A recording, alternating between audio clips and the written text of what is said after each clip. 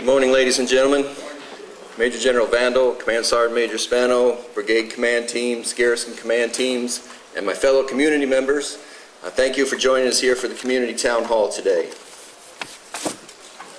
I'm going to make a few admin notes. Please silence your cell phones, but also keep them handy, because when the medical folks get up there, they're going to give you an important number to plug into your phone so that you have an emergency number always in your cell phone. Emergency exits, both sides, and then where you entered. Restrooms, where you entered. We have food and beverages out front for you. Please partake. And for question and answers, please hold those to the end. We're going to have a question and answer period. We have all the experts here to answer your questions, so if it's a little more complicated, look me up afterwards. I'll get you to the right person, and we'll get your concerns addressed before we leave here today. We're also going to be doing some raffles, so after each presenter, we'll pull a ticket, and somebody here will be a lucky winner. And with that, I would like to turn it over to the Area 1 Commander, Colonel Scott, for opening remarks. All right, great, thanks. Sir, before I kind of do some talking here. Yeah, first of all, I'd like to thank everybody for coming today. And just by way of introduction, some of you on the ACS side or on the Garrison side may not have ever met me. So I'm Major General Tom Vandal, the 2nd Infantry Division Commander. I've been here about 3 months. But I really want to thank you all for what you do each and every day, and for the family members that came, or soldiers that came. Thank you for your attendance. It makes a big difference in the community. I've seen this overseas. I've seen a variety of different assignments and locations. The more the community is integrated with and involved with all of the installation, the better it all is collectively. And so thanks for what you do and making a difference. So Michael, turn back over to you.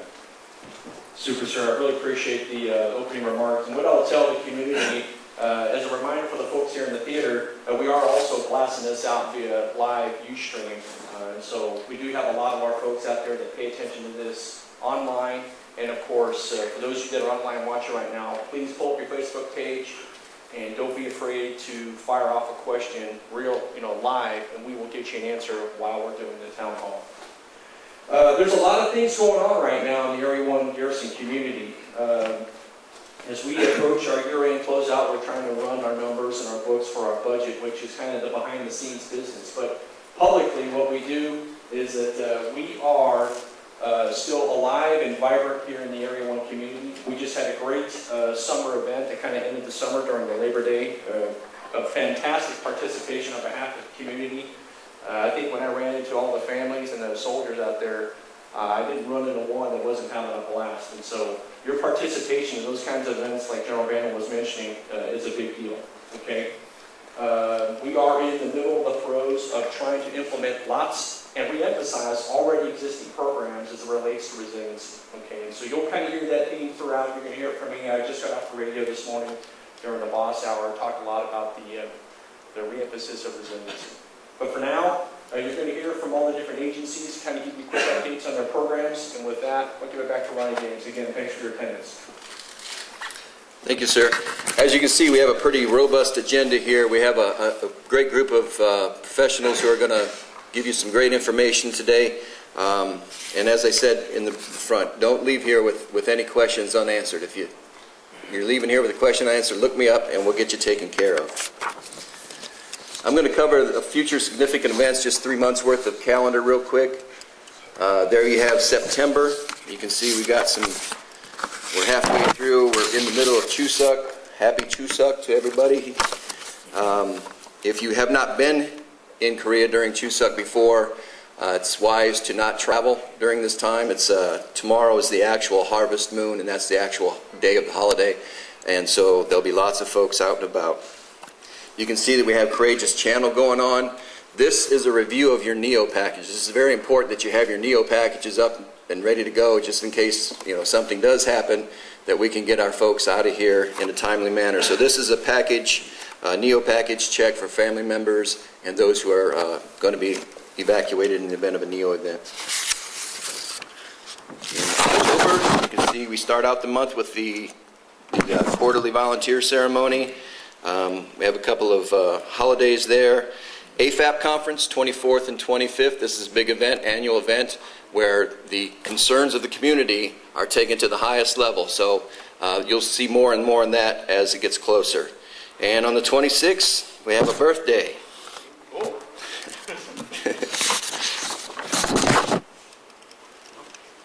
Okay, the month of November, we'll be going into pretty much the beginning of the holiday season, but before we really kick off the holiday season, we'll be having another community town hall on the 20th, right there before Thanksgiving. And before I turn it over to Mr. Dewey McLean, I have to draw a ticket and get a lucky winner here.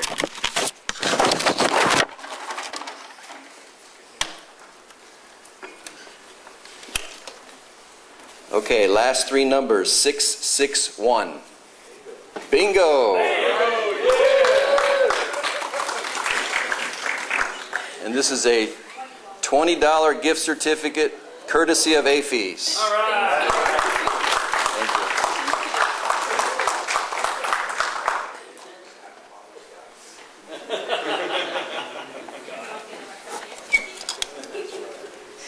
you. Okay, hi, Dewey McLean here, Chief of Engineering. I'm going to go through a few of our key projects as well as energy conservation. Oops, wrong way. Okay, you know, what we're showing here is FY13 projects. Probably some of the key ones that you may be familiar with that's been completed recently is the Human Performance Center at the Hanson Fieldhouse. We also have the, I was just out here yesterday to the Schoonover Bowl. It is a beautiful facility. I think that the community is going to really enjoy it. In fact, we have a few small items we got to address, but the field itself is going to be released to MWR to start soccer practice and those sort of things. So it's going to be a great addition to our inventory of facilities. Bowling Center, many of you probably utilize that as well. For FY14, what we kind of have on the books, many of you have seen our walking trail. We're going to continue to extend that walking trail probably all the way up to the 3 phases that has already been funded through our LCS funding mechanism, and we will be pushing that up to the Hovey Cut. So over the next few months, you're going to see some construction, and that walking trail will continue. Walking bike trail will continue to be extended. Some other light work that we're going to do is in regards to the clubs. I think Triangle, the Gateway, all these projects are under design. Okay. Yeah, Dewey, real quick, just for the benefit of the team, can you just quickly explain LCS? Okay, sure. Yes, sir. LCS is when it's a program where the Korean government actually invests into our infrastructure, and so we compete with we go and sit in front of what we call the Council of Colonels, and we talk about our projects and the viability of our projects, and we compete with within it's peninsula-wide. And then in our case, we were fortunate because we packaged our projects in such a way that we received funding from the local national government to move forward in these efforts. So this is the proverbial other people's money, if you will. Okay. This is, I think I missed one. This was Camp Red Cloud. Obviously not as many activities at Camp Red Cloud. In general, when we talk about our projects, we're focused on Casey. Casey's where a lot of all our resources are headed. If you've looked at Casey over the last, it was just so interesting. I was just talking to a young lady. She was here 2 years ago. Now she came back and she said, like, wow, Casey's really looking different. I mean, so a lot of those community projects we've shifted out of. Now we're shifting into more infrastructure projects, barracks, as well as infrastructure, civil works, those sort of things. Here at CRC, as I mentioned, not a whole lot of things happening, but there's just a few projects. You kind of identify a few of those. Here at Stanley, we had some key projects: the CAC library consolidation. And I think, we had some rotational work being done, some barracks being renovated to support our military units. Let's talk about energy conservation. I mean, Since I've been here, Can I interrupt just for a second? yes, sir. I'd be interested, I know we've had some conversation with regards to both Milcon and SRM. Clearly, Milcon is going to be a challenge, I think, programmatic across the Army. Any comments, Mike, that you would want to make on SRM? SRM being the dollars to renovate things. You bet, sir. I appreciate the segue. So, for those of you that aren't familiar with Milcon, Milcon is a formal appropriated funds from our government that allows us to do new construction. The Korean Peninsula and actually within the Pacific region, it's very hard right now to get Milcon projects approved and executed. The last one we've ever had actually was our CDC. You can believe that here at Camp Casey, and that was years ago. And so right now what we do, and all those improvements that you see that we do in the garrison, we use these funds called SRM, Sustainment, Renovation, and Modernization. Okay? So that's a series of appropriated funds that we do get through our income channel, and here in the last couple of years, we have gone through budget reductions. The fiscal constraints that are out there right now within our government, we feel that annually. And so, sir, what we do is, we do every 6 months, we run our programmatic boards through the Real Property Planning Board, and we're getting ready to brief you on our next year's series of priorities. And we vet through the division all of our customers. Here's the current ranking of the priorities, and then we sit down with you privately in an office call, and then publicly we do through the ITB. And it's an opportunity for you to say, yep, I think that's about right. That's where I want to use the funds appropriately as the SRO, and that's certainly your rubber stamp of approval. And the beautiful thing is that we can still shift the priorities throughout the year of execution. So a lot goes on behind the scenes with Dewey and the DPW team and using those SRM funds. And so we're really fortunate to also enjoy funds from the Korean government through the logistics cost share. It is a big deal for us. It's how we make up that fiscal cut from our government. And so this past year, we've enjoyed $13 million worth of projects on top of our SRM budget. And that's why we're still able to execute a lot of what goes on here in the garrison. So hopefully that answers some of those. Excellent. Excellent. Yeah, we're the envy of the pen. We receive more LCS dollars than any other area. So that's great. Okay. So let's move on to energy conservation. I initially came here as your energy manager 3 years ago, and was fortunate enough to stay in the game to have an opportunity to be a chief of engineering. But so energy is certainly something that's important to me, and so you as individuals can have an impact. We have certain programs that we run continuously. We evaluate our buildings on a 25% on an annual basis to kind of look for opportunities to enhance our energy performance. And so here's some examples of things that you can do. One of the programs we have is turning off hot water. Most of the admin areas, anytime you go, you're washing your hands with cold water. Obviously, we have hot water areas where food preparation and or children and those sort of things are involved. So we are not jeopardizing any sort of human health issues, but certainly in areas, admin areas, there's some money to be earned. And we've generated additional $450,000 in savings from that effort. Also, temperature control on the heating side this past winter. You may have seen that we had a limitation of 78 degrees. On the back side, it's 72 degrees. If we maintain that tolerance, if you will, we can again realize $1.2 million in savings. Did that go? Okay, heating, yes. Nope, didn't move. You may have to actually point it at there, otherwise we'll get you someone with cursor to click through it. So while he's trying to make the computer work, this past year, there's only a couple of ways that we can actually save money. One is through behavior modification, or the actual usage of our energy. We have been a success this past year. It's a good news story. We've consumed 5% less in our heating oil and 5% on our electricity usage from the previous year. That is a step in the right direction for this installation. And when you take a look at how old our infrastructure is, and the fact that it's cost prohibitive for me to install brand new, sexy electrical monitoring systems on these very old buildings. So what we do instead is do behavior modification, as an example, and also policy-like decisions when we turn on those kinds of things. They do help. No problem. Great job, sir. Another project that's current is our program, if you will, again, behavior-oriented, is turn off AC early or turn it off early or turn it on, or turn it on early or turn it off early as well. So maybe I kind of messed that up, but the bottom line is that slide is, for whatever reason, the 9 was transposed, but it's really, we saved $944,000 in savings from that effort versus $44,000.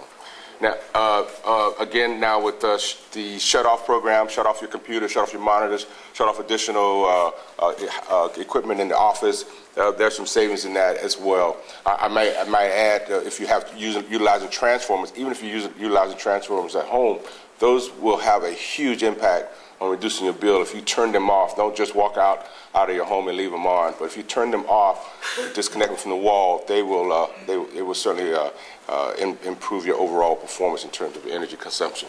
All right, so I think I'm going to be followed by Mr. Harris with Dodge School, but before, I think I have a good chance to pull something here. Okay.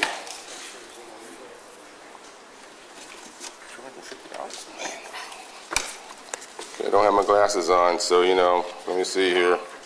All right, I got to do it. Now you know how old I am. 6'6". 6'6".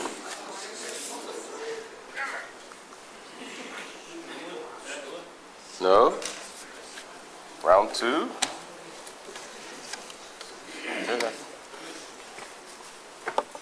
6'17". 6'17".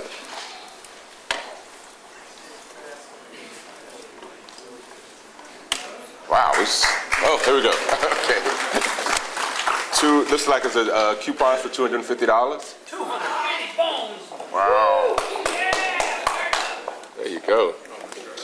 Okay, great. Okay, all right.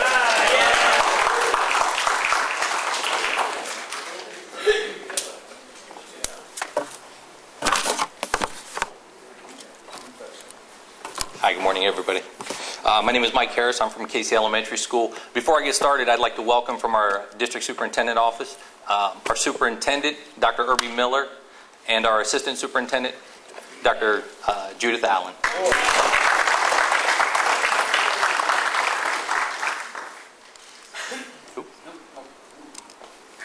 Okay. DODEA mission statement. DODEA's mission is to provide an exemplary education that inspires and prepares all DODEA students for success in a dynamic and global environment. How do we do that here at Casey Elementary School?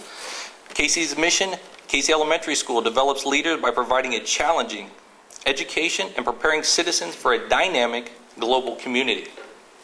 And we do that exercising our guiding principles. And if you see it there, it's leader, and that is lead by example and demand excellence in return. Okay, our school hours. All right. Our school campus hours. School starts, K through 8, starts at 8 o'clock. And, pardon me, Sure Start through 8, actually, it starts at 8 o'clock. Disregard. K through 8 starts 8 o'clock till 2:35 in the afternoon. Sure Start is 8 o'clock to 1:30 in the afternoon. Okay, and our Casey School office hours are from 8 o'clock to 4:30 in the afternoon. So if you have any questions, concerns, by all means, stop in or give us a call. Parent newsletter. Folks, most of our correspondence goes out via email, and a lot of that goes out. We generate a weekly newsletter called the Casey Paul Prints. So what I would ask is, please make sure that we have updated email accounts for you on file, because every week we're going to put out an email, the Casey Paul Prints, and it has all the up-to-date email, or excuse me, all the up-to-date information for the school on that in that newsletter, as well as important dates, times, and various activities going on throughout the school. Employment opportunities. We're always looking for substitutes, so please stop in. If you know people in the community that have teaching certifications, by all means, send them by the office. You can go to USAG Jobs. If people have any questions or concerns as far as applying for jobs, have them call the school and talk to our secretary, Mrs. Rachel Barlow, or just stop by the school and she'll be able to help assist them.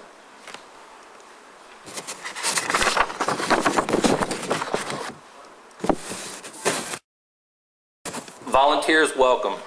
Folks, we can't do it without volunteers, okay? it's a community school, and we definitely need the community involved. I know many folks have younger children at home, and it's hard for them to make it into the school and during the school day and help out a lot of times. That's okay. Talk to the teachers. Maybe they have projects you can take home and do throughout the day. Cut out certain things, put books together, send them back in with the kids. There's several opportunities to volunteer. We have several organizations on post that volunteer as well. So please stop in, check out what the volunteer opportunities are, and please get involved. We need you at the school. And tonight is our open house. From 5 o'clock to 7 o'clock tonight, we'll be opening the doors. Parents, teachers, welcome. The teachers will all be available to stop in. All these special teachers, as far as, PE teachers, music teachers, and so forth, will also be available. So if there's any questions that you may have for the various teachers, concerns, bring those to the school tonight. We'll be open this evening.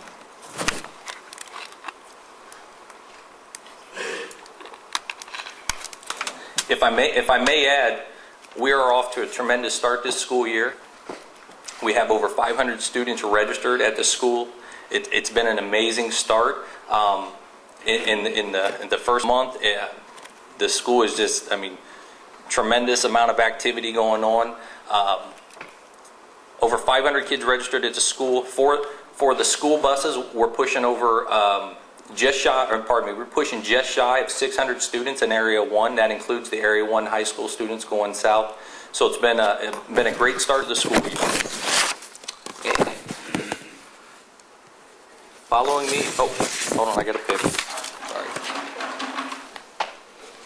And so while he's trying to find a number in there, are there any questions for the Dodea Camp Casey school team? Yes, ma'am. I've got a question back there in the back. Let's get her. Go ahead. My son is 4 and they're going to one Short Start preschool. Is there any chance they're going to open up another one? Because I know there's a lot of 4-year-olds out there. As of right now, each school, there's only slotted 18 positions at the school.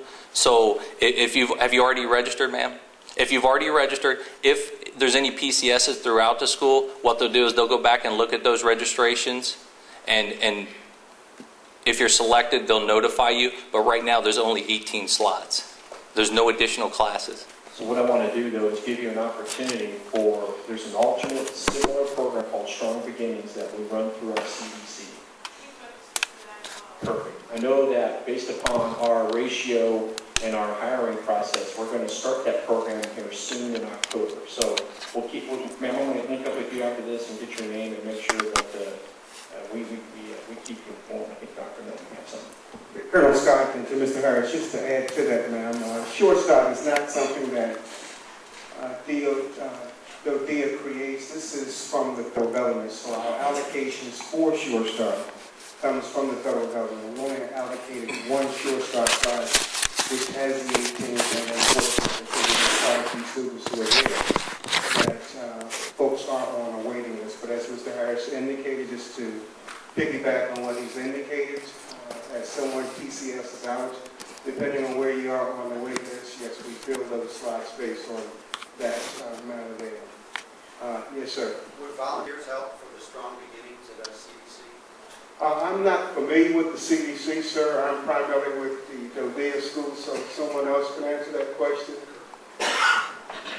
So the short answer to your question is it would help only on the fringes. The actual, I have to have hired professional credentialed people that do this, and they have to go through this very long background check system.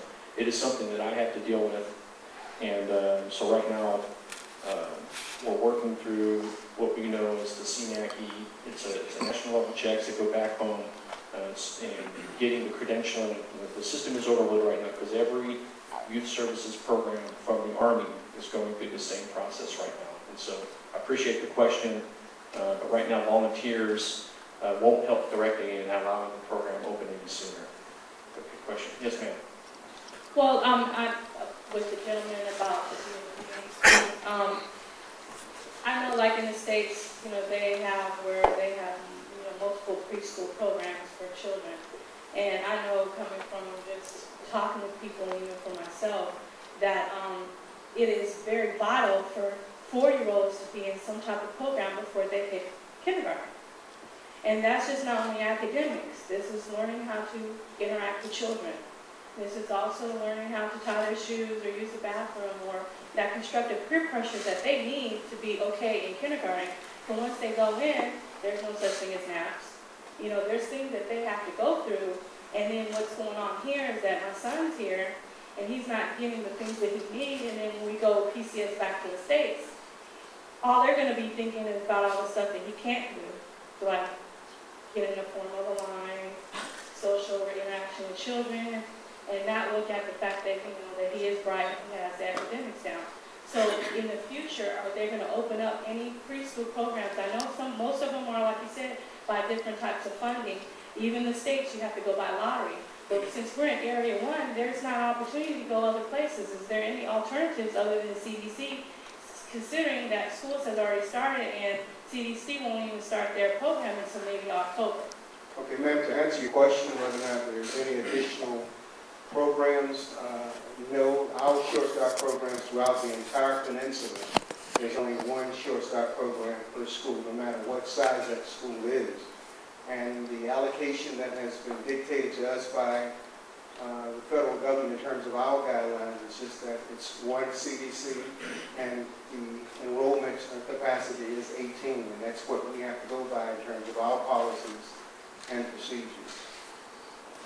And before I stop, I just want to make one additional announcement. Casey Elementary Middle School has been without a principal from the onset of the school year, and I am here to formally announce that the new principal, Dr. Wanda Conway Bradley, will be here. PCS is here on the 26th, which means that she will probably be here on the 27th, working with the in-processing piece, and she will be on board probably that next week in terms of taking on the helm of Casey Elementary School.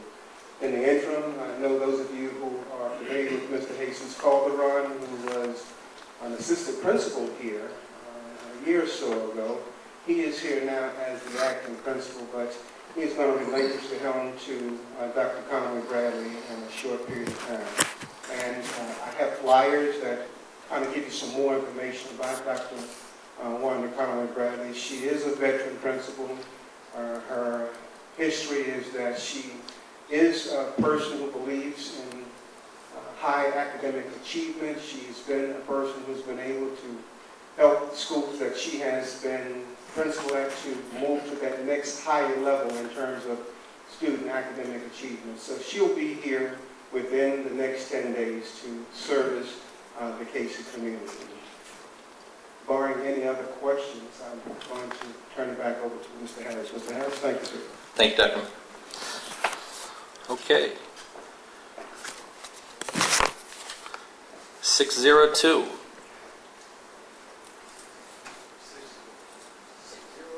602.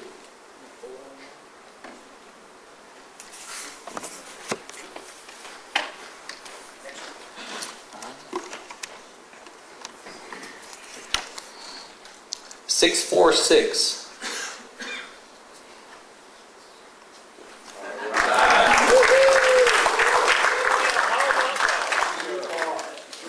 Should I check it? Oh, thanks. What did you get, sir? A gold bar. So it's a Wonka chocolate bar. Okay, follow me, Mr. Jamie Hawkins, Director FMWR. Good morning, everybody. Before I get started, I know most of you know me by face, and you probably see me most of the time, but I'd like to present some people to you that do work with me. And they are the Chief of CRD, Mr. Scott Meredith. Scott is the one that kind of overlooks all the fitness centers and all the CAC centers and all those type of things, the special events that we have, like the 4th of July, and he's kind of the chairman of all those programs. The last one we just had also, the Labor Day function. So he kind of watches and monitors all those things, and he has a pretty big team. My next one is the MWR Support Division Chief, which is Mike Vale. Now Mike Mike kind of monitors and watches everything that goes behind the scenes on the most part. For instance, all the logistics and all the transportation to put on a lot of the events that we have.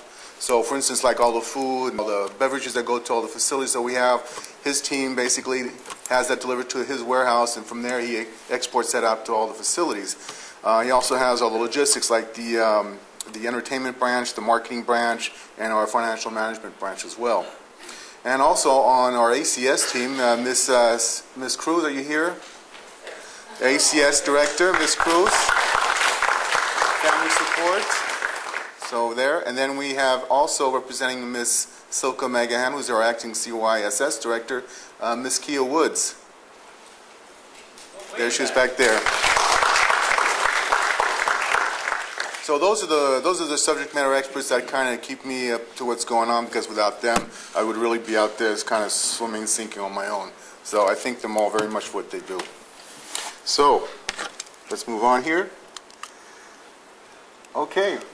Well, thank you very much. Okay. So the Buccaneer Bowl, that is the KC Bowling Center, and we had a super great opening on that. I don't know if many of you participated or not, but since that opening day, that pirate bowling center has been busy to the hilt. New floors, new lanes, new menu. It's just a beautiful place. We also have a kind of a movie theater room that can also be rented out. So it's really worth your time to go out there and take a look. It's one of a kind. Not only in the Army, but in the DOD. And we actually made the E-Online Bowling Journal. And coming very soon, we'll also be on the Hospitality Management magazine, which is an MWR magazine here, probably within November. It takes about a month or so to get into their magazine. But a lot of the details will be there, so I encourage you to go and check this out. You won't be disappointed, surely. The KC Health and the KC Health and Human Performance Center, that is the newest place that is right next to the Hanson Fieldhouse Fitness Center. Now, it's very different than what you would find inside a fitness center with the weights and all of the Nautilus machines and everything. This is actually using your body to work out. It's actually using your body to do a lot of the negative impacts and a lot of the different types of stuff. So it's not so much using weights and machines, but using your body to work out. As you can see, I pretty much use it every day.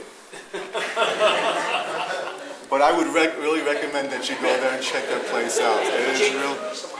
Oh, I'm sorry. Okay, I gotta stop kidding around here. So anyways, it's really a super place. It's something also, it's one of a kind. KC is really fortunate to have a lot of one of a kind programs. So go out there and take a look. If you're not into the weights and not into a lot of those sweaty bodies and stuff like that, some of you might be, but if you're not, this place is the place to go. It's really super. And if you need some coaching, if you need some kind of program to follow, they will help you there. They've got some really great subject matter experts there. The KC Auto Skills is up on the hill. We're doing a lot of kind of self-help renovations in there. We've closed that down, and it's going to open up back up on the 27th. So what you'll see there is really a clean-looking facility, newly painted, the walls redone, everything, equipment kind of checked, preventive maintenance done on it. So what we want is to have a lot of good things. We want to have a lot of good programs, but we also want to have nice-looking programs so that we can service the customer as well. Also there, just if you don't know that, we also do auto registration inspections. So if you need something between now and that date, the only place you can really get it done would be down at Youngstown until we open up again. So, Operation Rising Star, I don't know if you know what this is, but this is kind of like a talent program. It's Army-wide, and you have a lot of folks that come and they try out. It's kind of like, what is that show that we have on TV? Not Idol, yeah, but Idol, but the other one also. American Got Talent type thing, yeah. So it's kind of like that. Everyone got talent. So, and there you can actually go and see what talent we have in the community. You'd be very surprised at who comes out and who is actually got that kind of talent. So I would really encourage you to go check that out. Actually, the competition begins the 20th of September, and those are kind of like working out, not working out, but doing the auditions and everything like that. And then the finals will be done at the Stanley Fall. At the Stanley Reggie's, down at Stanley Reggie's restaurant in on what was that date again? 19th of October. Okay, very good. So I should just take my slides out here. That'll be easier. So Yeah, okay, so that's something really good to go look at. A lot of these folks go to finals in the United States, and then where they go from there is something else also. The biannual FMWR Expo. If you've ever been to an exposition, MWR is hosting one of these this year. An exposition could be a lot of vendors coming. This is an example. A lot of vendors come to, for instance, like in Chicago, and these vendors come to represent what their goods are, and they show off what they have.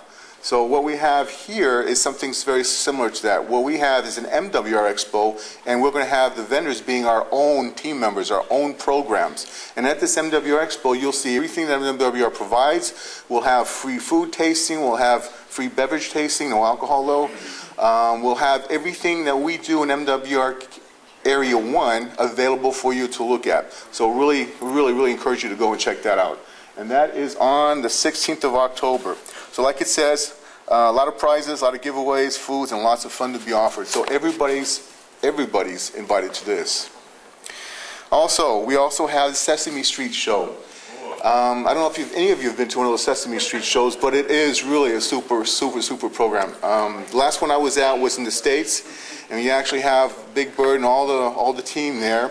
And the kids come out, and they have usually two showings, one for the younger ones, so they're not overrun by the big ones, and then you have the big ones thereafter. So for you to bring out your children and enjoy that opportunity is also very recommended. I recommend a lot of things. And that starts on the 21st, and then you got the 2 times, 1,600 and 1,900 hours at the Casey Hansen Fieldhouse.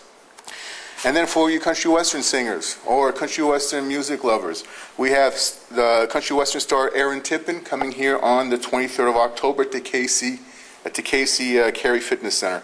That starts at 1,900 hours.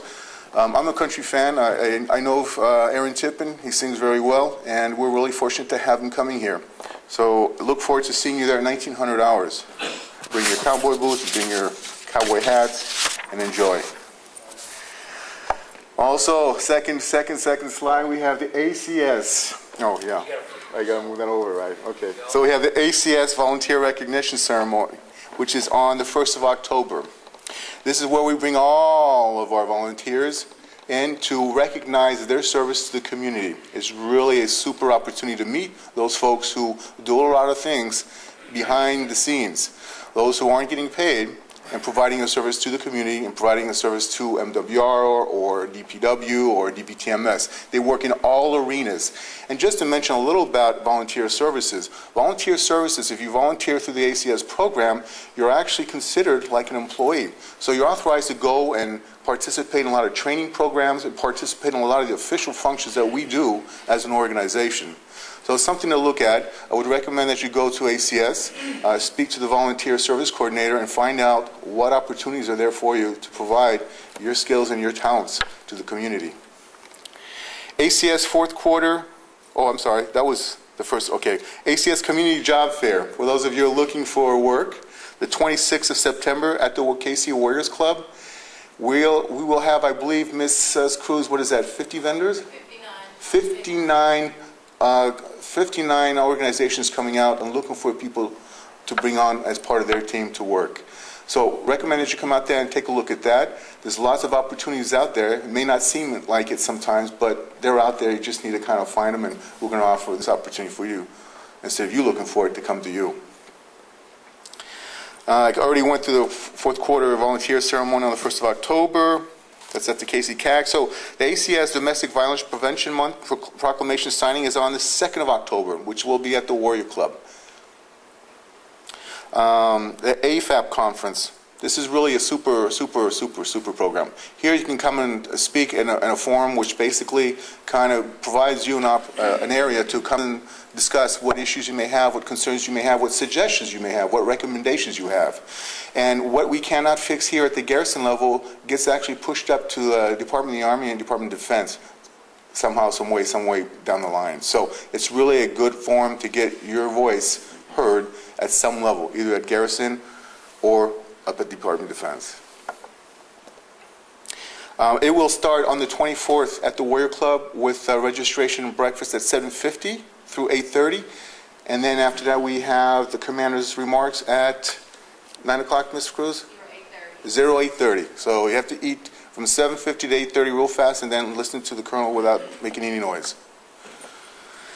CYS CDC National Accreditation. Now, we've been waiting for this for a long time, and we've been working on this for a long time. Now, IAC accreditation is basically a standard that's set throughout the United States, and this standard is the highest that you can get to.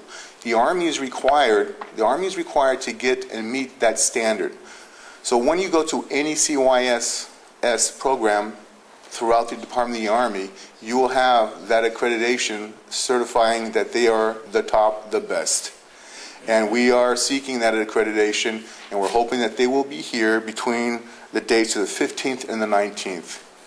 So look for that, and when we receive that, we'll be doing very well. Not that we're not doing well now. CYSS Strong Beginnings, I know we spoke about that a little bit earlier. We are looking to do that after the accreditation.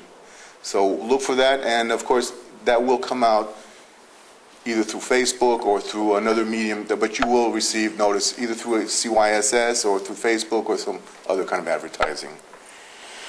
YS Soccer, I think this is the largest participation we've had ever. In fact, I think we exceed YS Soccer anywhere on the peninsula. In fact, we were asked by Youngson to have one of our staff members to come down there and teach their coaches on the proper ways of doing soccer coaching and making sure that their backgrounds are getting done and everything else like that. And we really had to do this because if we didn't, then we would be playing against ourselves. So that's how strong a program we have this year at Area 1. Teen Center Dance is on the 28th of September. It's at the Warriors Club from 2000 to 2300. This is an opportunity to bring a lot of the teams together in the community at an area and just kind of enjoy a lot of the programs that they're going to have scheduled out for them. So encourage that the parents allow their children to make sure that they're signed up at the YS and to partake in those good times. The Parent Advisory Council meeting, the first meeting's on 10/15/2013, and we will have free childcare to be provided at that. So just so that you're aware of that if you have maybe a concern about having childcare. So let me move it forward. Yes, yes, sir. Thanks, Jimmy. Just two questions. The first one, we were briefed by Youngstown Garrison community that having some problems with the youth soccer and yes. youth sports programs with volunteers for yes. coaches. Any issues here in the community? No, sir. In fact, as I was mentioning earlier, we sent some of our folks down there to help them get through that. Right. So. Second question is, I don't see reflected here, but maybe it's because the Army writ large has canceled the Soldier Show. But are we having the Soldier Show this year? Do we have any indications on that? Let me. So you're spot on. It has been a fiscal constraint cut, so right now I'm not tracking the schedule Soldier Show for us this year. No. All right, so spot. There's last one in San Antonio coming up, but that doesn't help us. We got Area 1 got talent. That's right. That's right. Okay, so there's some pictures of MWR at the moment. The first one you'll see is the Buccaneer Bowl. That's the theme right there. So if you haven't been there, you really, truly need to go check it out. Also, the HHPC, the Human Health Performance Center, that's just a picture of what it looks like. It's a small picture. It will blow your mind when you go down there and take a look, really. There's the Rising Star. And that picture actually comes off the Zone, and we've got a lot of flyers in Zone magazine that are available right outside the door. Yes, sir. Hey, how you doing? I'm a Catholic center for the HHC9. I have a question particularly about the performance arts. I have soldiers in my unit that actually do CrossFit, and while we do have CrossFit equipment in the company, they found that your performance center actually gives them some more equipment to do other CrossFit ideas that they have. And when looking at your hours, it's Monday through Friday, 1100 to 2000. That's really not conducive to the soldiers here, and particularly on the weekend when they can actually get after it. And I was wondering, I understand the budget cuts, but possibly for the next fiscal year, is there any possibility of looking at expounding that to the left and the right in the morning and afternoons, and particularly weekends? Yes, actually, and thank you for that question. We've had that question before. We've had some nice comments in reference to that. And we are actually working through those issues at the moment. We do know it's a staffing problem as well.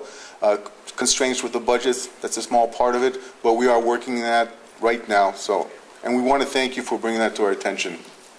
I'll second that for Red Cloud as well. The weekend hours, I think, could be expanded, and I think we certainly work with the amendments. That would help with the funds.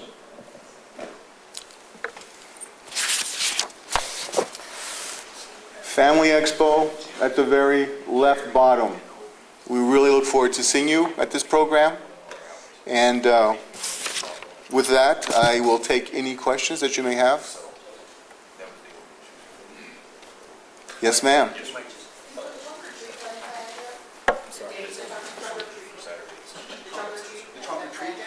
Yes.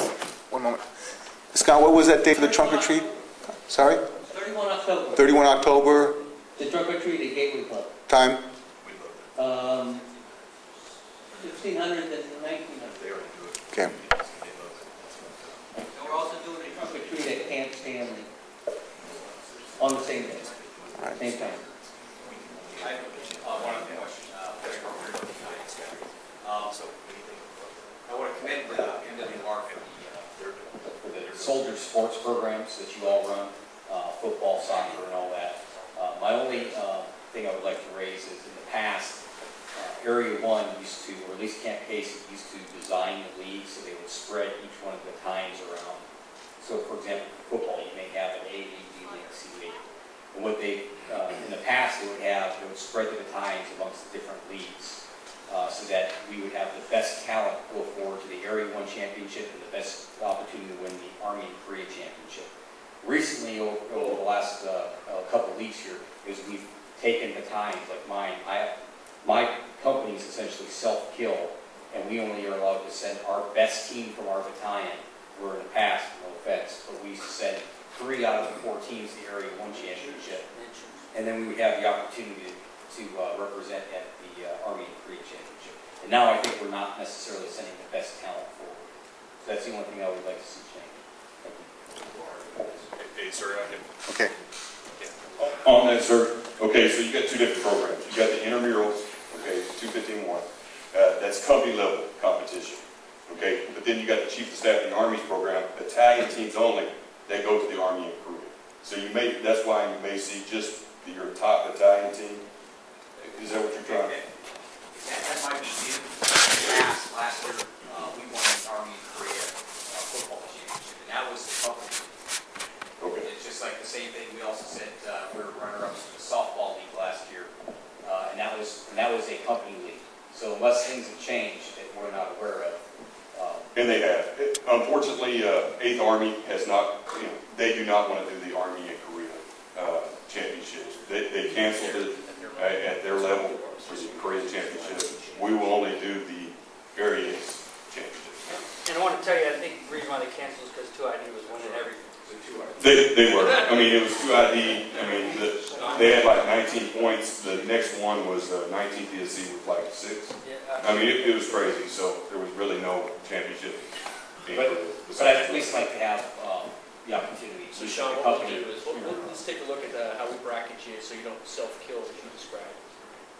But we got it. We got to make sure it's somewhat equitable and fair for all the 10 units. Right.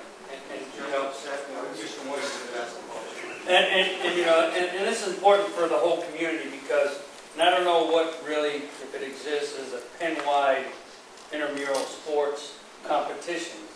Because CG and I were talking with some of the new soldiers today, as we do every week, and some are even interested in some type of intramural throughout the whole thing because it gives them an opportunity to travel throughout the peninsula so we can go down and show Area 4 if they're sponsoring an event, and that gets our soldiers down to Area 4. And then if Area 1, where we've done it up here before with different competitions in the past, and that brings people up to Area 1 and they can say, man, this place is great. Because KC and all of Area 1 is a great place on the peninsula. So I don't know if that exists throughout the IMCOM if they try to push something like that. We did start measure, but then when the 8th Army canceled that. Right. But after talking with Sergeant Major Devins this morning on the phone, something he wants to, it's not the Commander's Cup, but he wants to do something like that for 8th Army for like combatives and Taekwondo and other type of things. So we might not be calling it the 8th Army Commander's Cup program, but we want to come up with some type of intramural competition, and it gets soldiers around the whole pen and stuff like that. So we can get teams from all the battalions, and so we'll have to work something out. I think it's a great idea for traveling teams to give them an opportunity to see other locations like Humphreys, Bayview, and soldiers out. Roger that, sir. Hey, sir, Mr. Smith, DPTMS. I had a question. Is there any chance of FMWR bringing in some outdoor equipment like kayaks or stuff that can be printed out or checked out? Any other outdoor activities or equipment like you can get in Germany and stuff? You can go out and rent a kayak, strap it on your car, and be able to enjoy some of the outdoor activities here in Korea. Actually, my team and I are actually looking into that. Can't say exactly where we're going with that, but we are looking at that, sir. So it's been brought up to us before.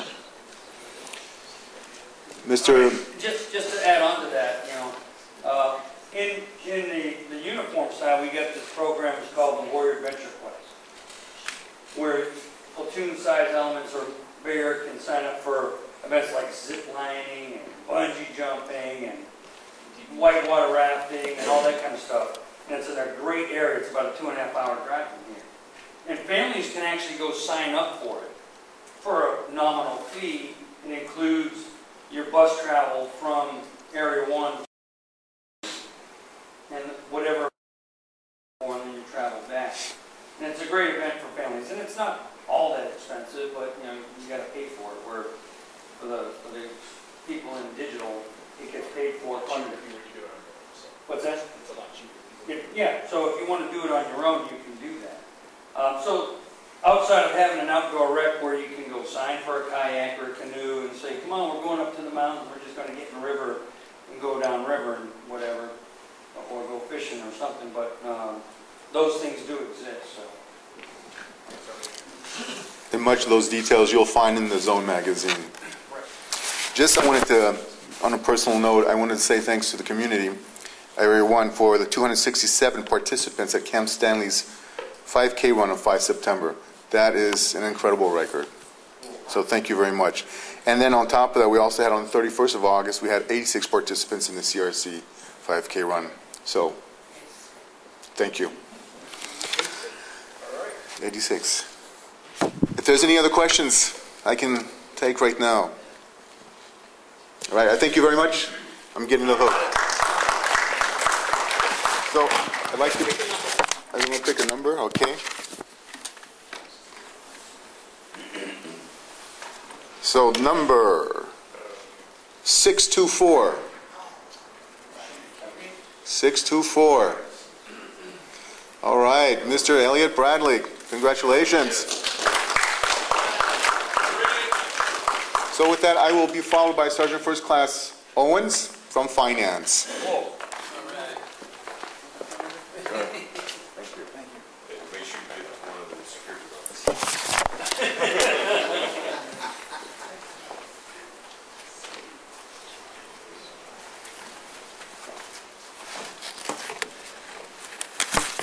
Good afternoon, sir, and community.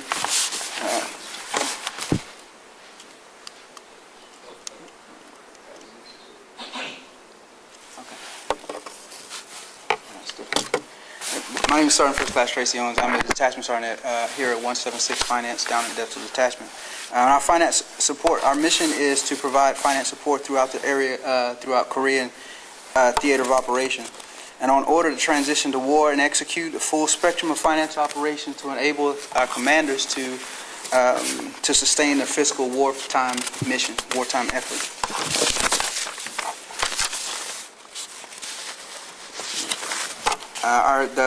Our garrison, the support, we provide military pay support, PCS travel, in and out processing, special pays, special actions, dispersing services, PAC assistance visits, PAC certification courses, UCFR briefings, and FMST missions, and pre-deployment briefs and SRPs.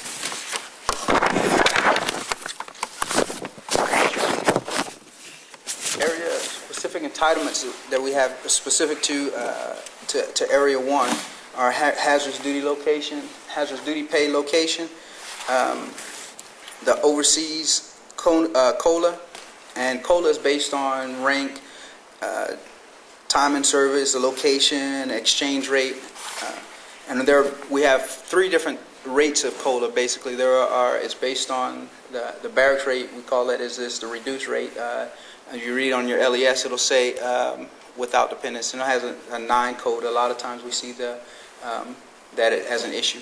And then we have that's a reduced rate, and we also have the without dependent rate. The full rate is a 0.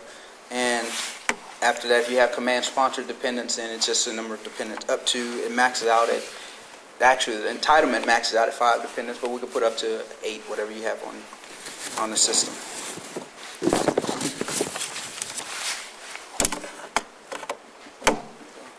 OHA, we also have OHA, which is also, again, based on rank and exchange rate, and also based on your rent amount. Also, family separation allowance, FSA. The FSA is paid to all soldiers who are here without their dependents, and it's as opposed to the TDY.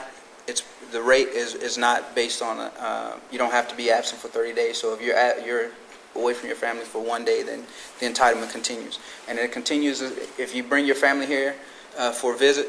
Then they continue to receive the FSA up to 30 days. As long as they're not here for more than 30 days, then the entitlement continues.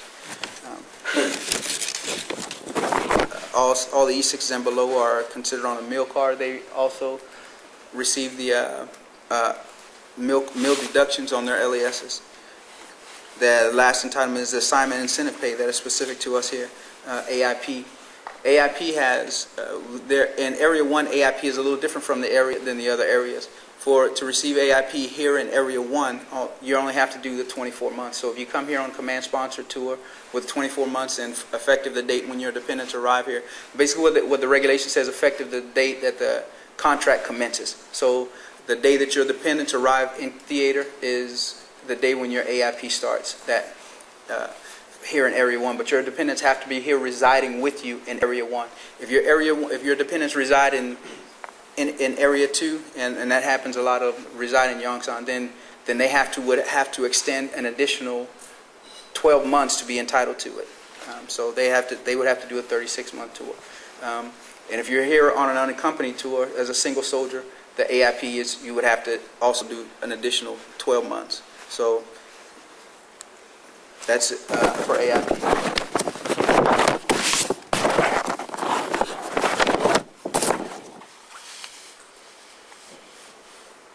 Slide. DFAS processes the AIP.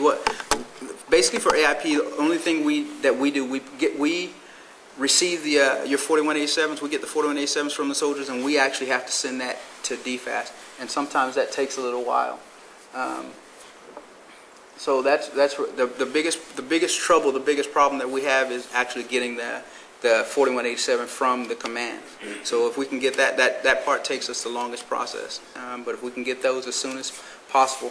And also, again, it says from the time that the contract commences. So it's based on the date when the commander, when the colonel signs the 4187, not based on the date when the soldier himself signed it. So we actually, that as commanders, that we're conscious of the when we sign that contract.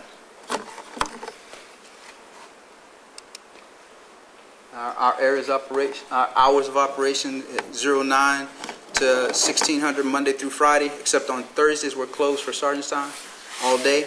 Now I know you're up here at Casey. Yes, sir, at Mott Hall. But I know you travel down to Red Cloud, Stanley. So how often do you do that? We travel right now. Currently, we are at Camp Red Cloud every Friday. Every Friday. Yes, sir. And where are you located there? And the one stop. The one stop.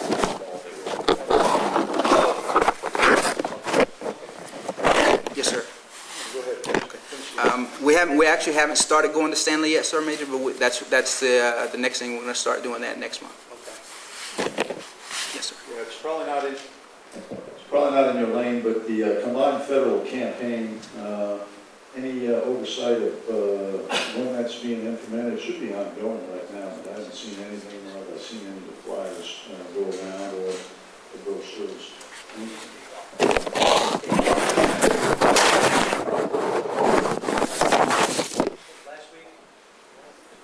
The CFC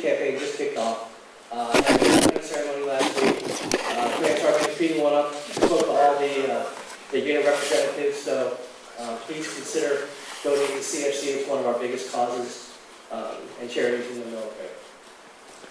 Okay, great point, but we'd like to make sure that we get it out through command channels, because quite frankly, it's lacking. It's in the CG, and I haven't seen anything on it.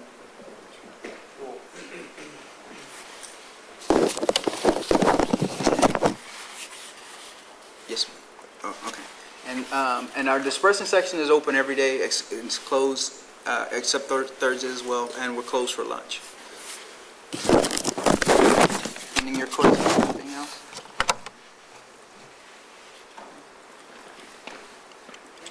I'll be followed by Chief Simmons, Fire Department.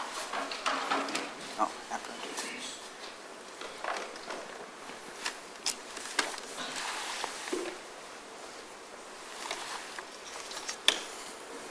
$610. All right.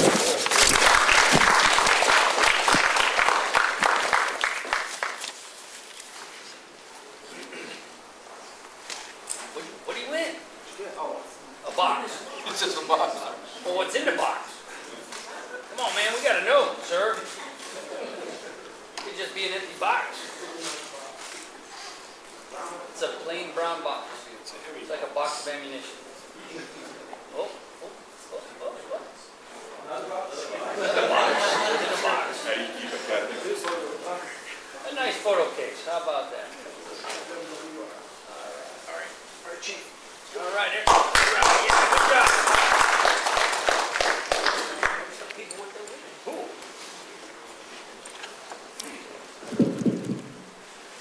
Okay, good morning, everybody.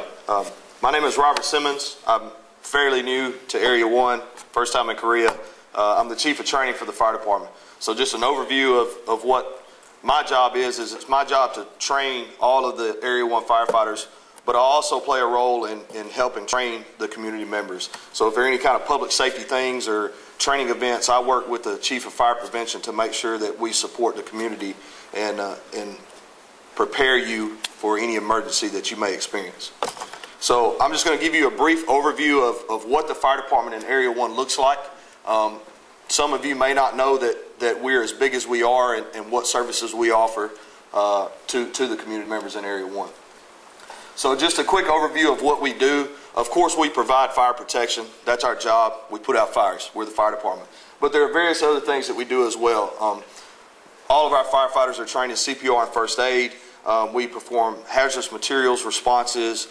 So firefighting is not just putting water on fire anymore. There are lots of things that we do and lots of services that we provide to the community.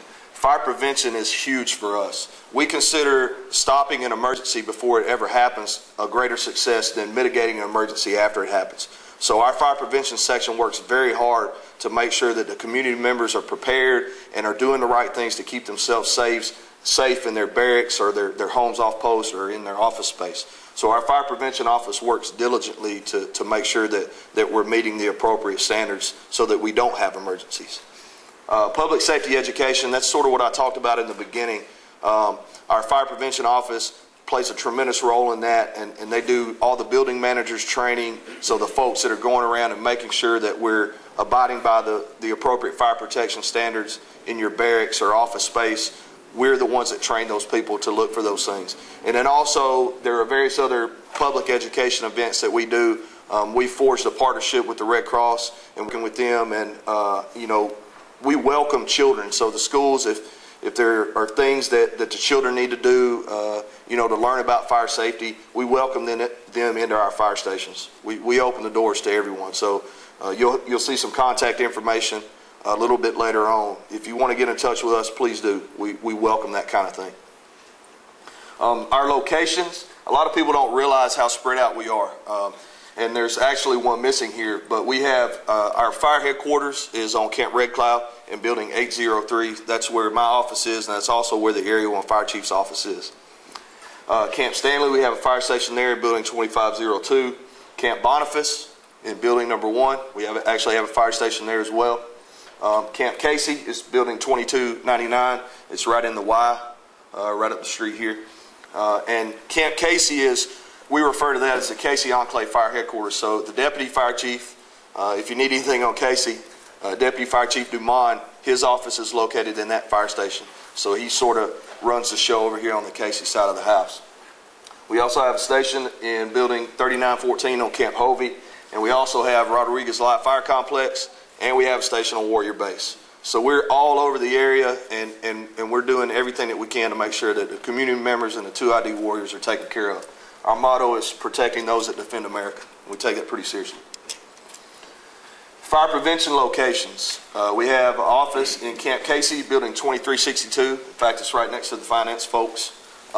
And the first floor of that building is the Casey Fire Prevention Office, and that's also where the fire prevention chief is. So if there's a question you have about fire prevention or something like that, don't hesitate to stop by and talk to them. We also have fire inspectors, fire prevention folks in the station on Camp Red Cloud. So if you're on Red Cloud and have a fire prevention question, they'll be glad to help you. Contact numbers. If you have any kind of fire protection question on Camp Casey, 730-6049. On Camp Red Cloud, 732-6720. Those are the primary phone numbers to contact fire prevention. For non-emergency contact just to the fire department, if you're just trying to get a hold of someone at the fire station, 732-6617 on Red Cloud, 730-2089. It's 2098 on Camp Casey. That got mixed up. That's my email address. If you have any question that has anything to do with the fire department and you need to email me, please do so. Whatever it is, I'll make sure you're taken care of, or I'll point you in the right direction. Facebook, this is something new for the fire department here in Area 1. So please, Mr. Palmer is a tremendous help to me in making sure that thing's going well. So there are lots of things that we try to put out there that will help you be prepared for an emergency. Please go to our Facebook page, Area 1 Fire Department, and like that. We try to put out some good safety information on that. All right, this is the most important part of my briefing. So how do you call in the event of an emergency? And we really want you to make sure that you get this information down pat. All right, so if you have an emergency, dial the emergency number only. Don't run to the firehouse. We all know that 2ID warriors are very physically fit individuals, but please don't run from a mile away to the firehouse to report an emergency. Call us. Call only the emergency numbers. Stay calm and follow that operator's instructions. We have very well-trained communications operators that are going to give you some instructions, so make sure that you follow the instructions they're providing you. On post, from any DSN phone on any installation in Area 1, call 911. From a DSN phone, that's a landline, okay? If you're calling from your cell phone and you have an emergency on the Casey Enclave, this is the number that you call from your cell phone, 0503-330-5906. That's from your cell phone if you have an emergency on the Casey Enclave. And please make sure that you put this information out to everyone in your workforce, everybody that needs to know this, family members too. On the CRC Enclave, from your cell phone, 0503-332-9117. Okay? All right. If you are off post, 119. That's it. Okay, there used to be a number that was 021339. Please delete that number from your phones. It is no longer funded by the Korean government. If you call that number, you're going to get a recording in Hangul, and that's it. Please do not call that number. If you have an emergency off post, dial 119. So if you dial 119 from your cell phone, it looks just like dialing 911 in America. It says placing emergency call on the screen, and you're being connected to the closest 119 center. Those dispatchers are now being trained to understand that if someone calls that's speaking English, they're going to put you on a three-way call with a translator. And then they'll translate and ensure that you have the appropriate people responding to your emergency. Okay, so that's the main thing that I want to get out to everybody is those emergency numbers. Off post, call 119. What you got, Chief? Okay, the emergency work orders. So after normal business hours, of course, everyone in our DPW team has gone home. So if you have an emergency work order that you need to get taken care of, our communications operators, they handle that. So do you want them to call these numbers, Chief? No, they call it DPW number, but remember, it's an emergency. All we are is we tell the craftsmen to go out there and fix something if it's an emergency. So we get a lot of soldiers calling us saying, this is an emergency. It's an emergency to them, but it's not an emergency according to DPW. Okay. Here is if you call the emergency work order number, the fire department is not the decision-making body as to whether or not DPW can fund overtime and do all the things that they need to do to come and repair that particular problem. So the emergency work order number, when you call that and you talk to one of our communications operators in the fire department, they're just simply relaying the information. DPW makes a determination as to whether or not it's truly something that would necessitate an emergency work order. So don't get mad at the fire department. Questions? Any other questions? Yeah, do you produce magnets that families can put on the refrigerator, those kind of things?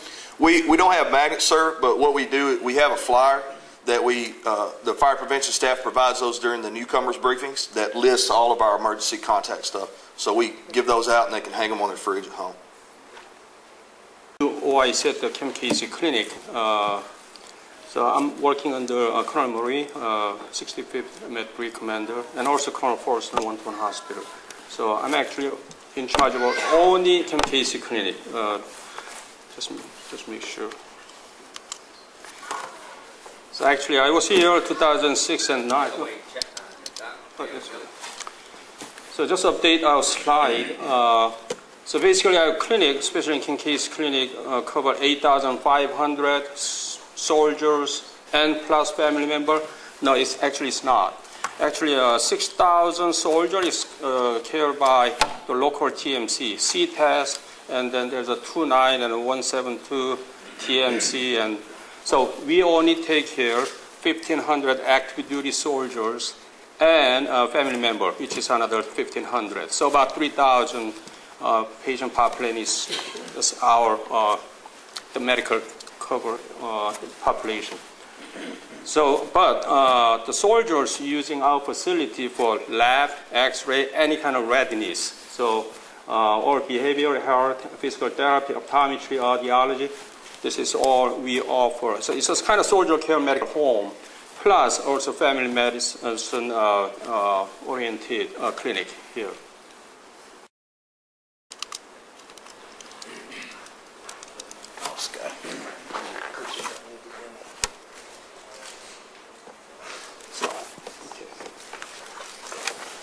So basically, I'm actually OIC at the clinic, but actually my doctor is both from 2nd ID and also from 168 Medical Battalion. So we do have a 302nd Battalion BSB providers working under our clinic, but they only work half-time. And then we do have a 2 family medicine doctor. We no longer have pediatrician, 2 family medicine doctors doing all uncomplicated prenatal care and pediatric cares. Anything complicated, we send out to MOU hospital. So we no longer have a ROC, general medical officers. So I've been emphasizing all the PA out there. So whenever Katusa is sick, really complicated, they do have a medical center, which is about 30 minutes from Camp Casey. Not even 30 minutes. It's a Yangzhou, 2nd largest medical center. So usually transfer them to take care of their medical problem. What was that about, sir? Was that Katusa? So, yes, we have a ROC Medical Center located at Yangzhou, which is 2nd largest ROC Medical Center. They have a 1,200 bed. So all the Katusa, we don't normally send out to 1-to-1 for inpatient care, any fractured bone. And they do have a 10 orthopedic doctor. They have a 6 general surgeon. So we just send to that. But they can go see for emergency care. Yes, yes. We triage and send. Yes. Okay.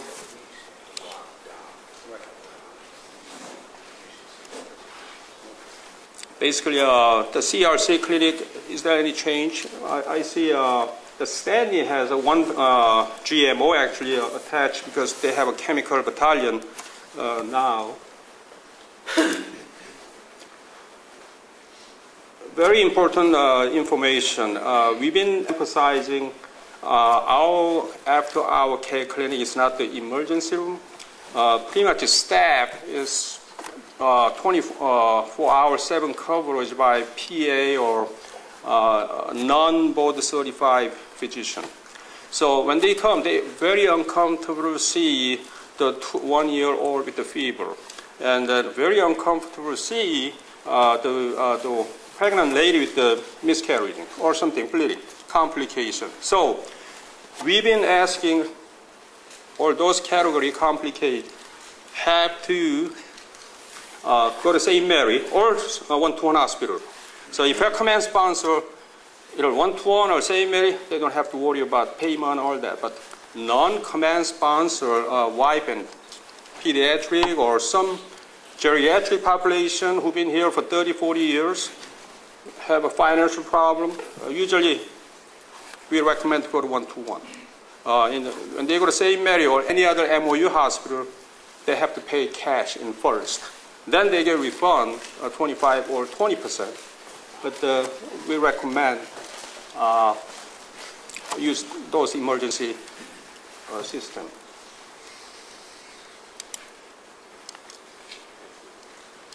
Hey, before you leave that. Yes, sir. And the emergency services brief from the fire department, you had a 0503, here you get 0505. Are those two different contact numbers? In other words, one's the hospital, the other's the fire department? I can elaborate on that, sir. Yeah, please. Okay. So 0505 is the old DSN prefix on the peninsula. So previously you could call 0505 from your cell phones and the DSN number like it's listed here and be put in contact. That is in the process of changing now. And the 0505 will go dead very soon. 1 December. Yes, 1 December, thank you. So the 05033 piece that you saw in our briefing. Thank you. So what I was saying is essentially 1 December 0505 is going to stop working. 05033, like you saw in the fire department slides, is working now and will continue to work after 1 December. It'll be the only option after 1 December. So there's some transition in the communications piece there. Thank you. Yeah, I want to make sure that families get the right numbers, obviously critical. I'll make sure change next time. Back to my comment too about the magnets. I mean, that is invaluable. Sure, we wrote magnets down in our book, so we're going to go find magnets. Let's get magnets made. Get them out there. Key to success. We had them at the expo. Also, good news is, I think a lot of people knows already, we have a new highway directly G-Hang to St. Mary, take only 10 to 15 minutes. So I actually try from G-Hang to St. Mary ER, take 16 minutes. So actually that road will be expanded by December with the 4-lane, so it's going to be very convenient. Instead of going G-Hang to Casey and then please go back to St. Mary, it's going to waste hours. So please go directly to St. Mary emergency room. Also, the St. Mary emergency room has a pediatric emergency department. So I've heard a lot of feedback from parents who've been the emergency department and pediatric section. They really like that. And then our clinic will pretty much emphasize on follow primary care. So whoever been to emergency department, we're going to get the list and they will make sure they're okay. So follow with the primary care. So we're trying to have that system built up by hiring 9 more nurses soon. We actually about to interview for 9 years RN, actually 2 RN positions and 7 LPN positions.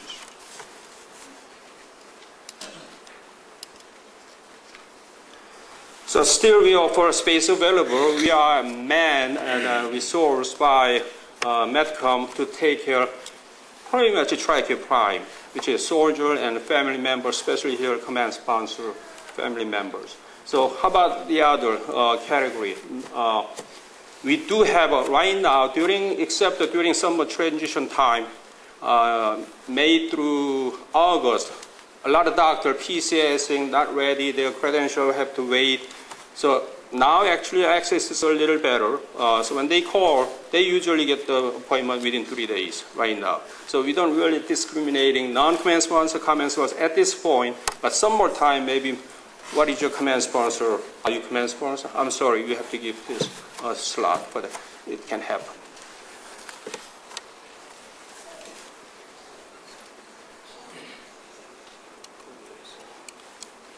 So this is our access time.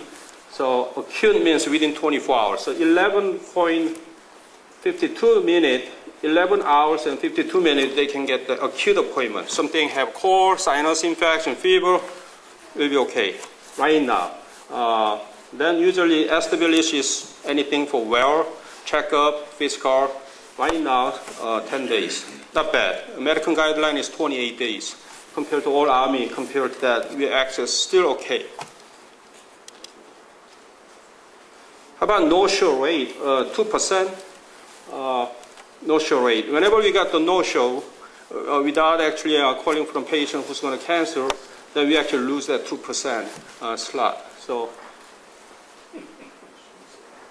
that's a good news story. It could be better. Most installations are like that right now. Yeah, that's pretty good.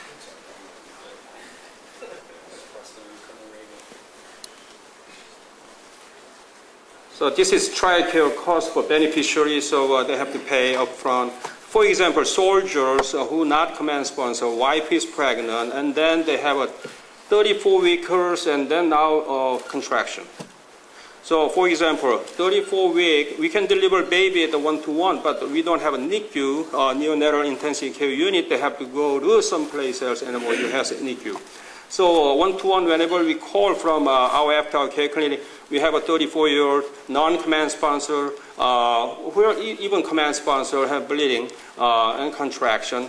How can you do it? They said, please send to MOU. That's what's going to happen. Then whoever command sponsor, they don't have to pay any money and MOU. Now the soldier with the private, with the non-command sponsor wife have to pay. They have to pay with the credit card, all that, but they get actually 20% reimbursed later on. But they can pay up to $1,000, $1,000 per year. So their cap is 1,000. So whenever, so I already tell the pregnant, are you command sponsor? No. Then make sure you save the $1,000. So then if they don't have $1,000, maybe unit can have to support AA, the money available through the military system. Doc, real quick, one other caveat, although it's on our slide, and sir, what we've done for the commanders, I think you're tracking, we have approved the AER loans for non-command sponsor families who are having babies. As an example, they hit that financial hardship point, and so that's not unheard of, and so I just encourage the command teams to be aware of that option as well.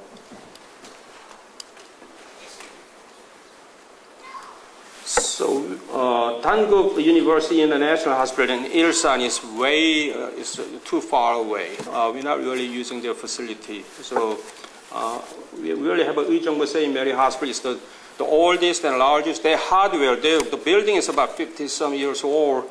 But we've been dealing with, they good.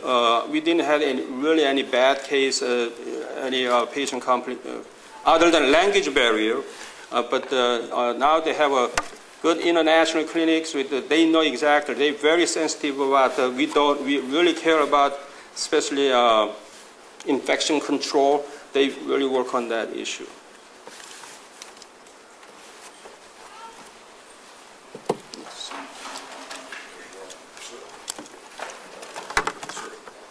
So if don't have any question for me, I'll be followed by dental service.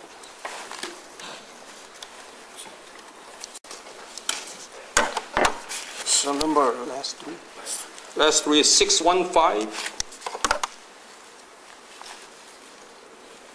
615.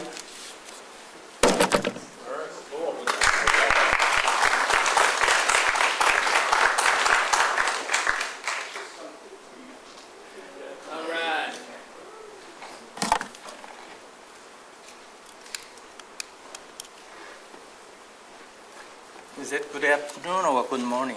Is that? You got one more minute. Good afternoon. All right. Before I start my briefing, TRICARE Dental Program, let me introduce the area, the dental clinic OIC's Major Aushner. He's Camp Red Cloud Dental Clinic OIC. And Captain Armstrong, he's the Camp Casey Dental Clinic OICs. Okay. So my briefing is for active duty family members only. So if you soldiers yourself, if you have a question about your dental benefit, you can ask him.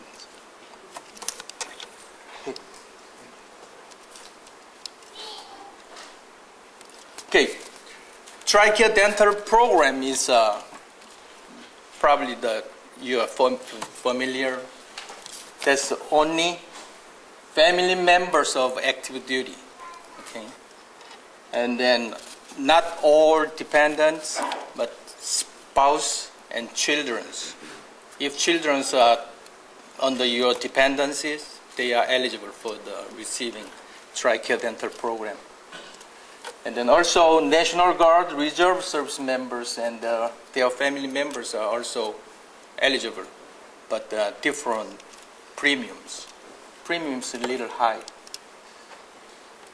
I'm sorry to retiree. Retiree is not eligible for TRICARE Dental Program. And then also active service members, you are not eligible for these programs. But you 100 covered by them, right? So you don't worry about it. And then parents and parents-in-law, even they are under your dependencies, they are not eligible for the TRICARE Dental programs. And then disabled veterans, foreign personnel, and retiree and their family members are not eligible. But the retiree, you have your own TRICARE retiree dental program, which is a Delta dental program. So administrator is different, and procedure is different, but still you have the benefits. It's not a mandatory program, so some people, they don't want to pay the premium monthly, $10 or $30 for 2 or more family members, so they're not enrolled. In Korea, military dental facilities they don't have enough space for family members. So we highly encourage your family member to utilizing the TRICARE Dental Program, which is going off-post clinics. So if you're not enrolled yet, you can go to the 3 ways. Enroll online, which is a tricare.mil/BWE, stand for Beneficiary Website Enrollment. Or mail, you can download the hard copies and then fill up and mail to this address. Or, this is the easiest way, phone call. They open 24 hours, 6 days a week, so they close their Sunday. Okay, so 550 DSN number is a 550-4663. So you will hear AT&T. Please dial your phone number you're gonna call now, and then continue dial these numbers. If you use your cell phone, dial 0072911. It's the same to AT&T, and then you dial these numbers, and then you can enroll over the phone within 10 minutes, okay? Just the regular dental treatment is you don't need any referral, or you don't need to stop by my office. Just a call, make appointment, and then receive dental service and leave. We have a nice, strong preferred provider network in whole Korean peninsulas. So you can receive. But orthodontic treatment, braces for your kids, you need to have a non-availability and referral forms. We call it NARF. So that case, you need to contact to me. And benefit is much better. Okay, orthodontic benefit is $1,750 for lifetime. Lifetime means a one-time use and there is no more. But overseas command-sponsored family members, they will receive some government shares. So make up 50% of total cost. Your benefit is jumped up to the 50%. Okay. How to find the dentist? Best way, you can go to the Google, type 65 space MED. That's lead you to the 65th Medical Brigade website. And then you click, and then dental, and you will see the area 1 preferred provider list. But we have only 3 preferred provider in the area 1, but still until the area 2 we have a lot. Because of we tried to recruit the preferred provider who trained in stateside, USAG trained. That way they don't have the communication barrier. But area 1 is hard to find that kind of the dentist here. So we tried visit almost every clinics, and then most of them they don't have to speak English, or infection controls not the American standard. So barely we found the 3 dental clinics, this one. But still we recommend you that you can use the area 2 preferred providers. It's not far from. This morning I live in the Seoul, so I expect very heavy traffic. But I left early, but traffic was good. So I came here at 6:30. Too early. But Seoul area is not far away, so you can utilize this one. So this is a very important phone number. I'm the only one covered the whole peninsula. So if you have questions, problems, emergencies, you can call to these numbers. DSN phone, if you call, it directly forward to my cell phone too, anyway. So call to my cell phone. Yes, sir. Mr. Su, if I could ask the question, in Area 2, is it any different? In other words, what I'm being told in some cases is some family members, dependents, are authorized to use the military dental facilities. Is that true or not? Negative, sir. The dental clinic number 2, each area military dental clinic has if they have a space, they will care for that area, the family members. So dental clinic number 2 in Yongsan area, they have a little space, but the Yongsan area family members is enough. Okay. Any questions? Thank you. I followed by Mrs. Rose. Is that this one?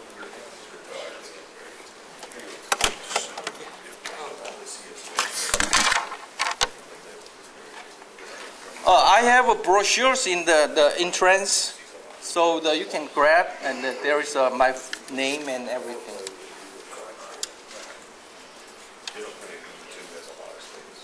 Oh shit, this is my numbers. No, just kidding. 613. 613. All right. Thank you.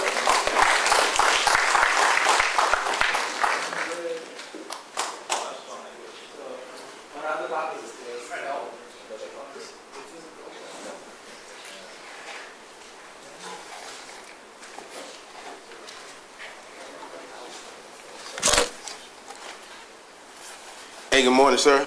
Ladies and gentlemen, I'm Stasson Banks, NCRC of KC Housing.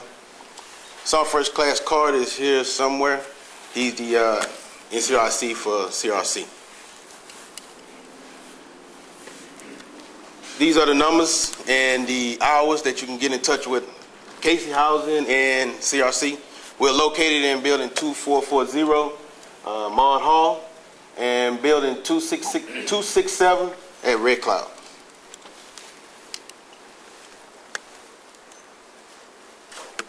This is for the off-post briefing.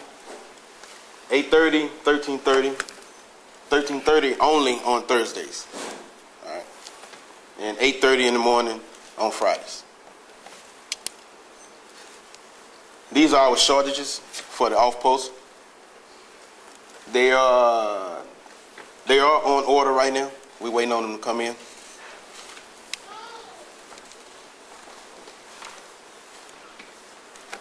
No pets allowed in the different places.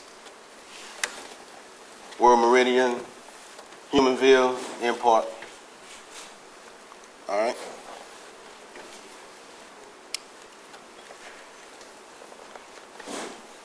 If you have any appliances that need repair, here's the number. 315-730-3389. And furnishing pickup, hours are 09 to 1600. And the number is 315-730-4929.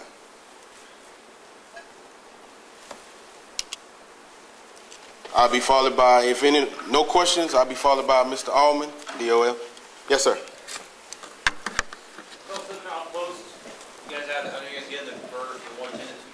You guys just offer up any appliances that are already 220? No, not at the moment, Sergeant Major. We don't have any 220. You guys don't offer any of that at all? No, Sergeant Major. Just 110, Sergeant Major. I know you issue those out, and you said earlier about conservation unplugging them, but with the inverter, you're still using probably a lot of electricity as well. Yes. Yes. Question about multi-housing space for, yes, sir. I guess allowances for like newspaper, everything that used to get rolled up in the rent that you would pay from the OHA, I guess your newspaper, the internet, everything that you could put in there, and we're hearing that you can't do that anymore? I'm not sure on that one there, sir. I don't. What's your question again?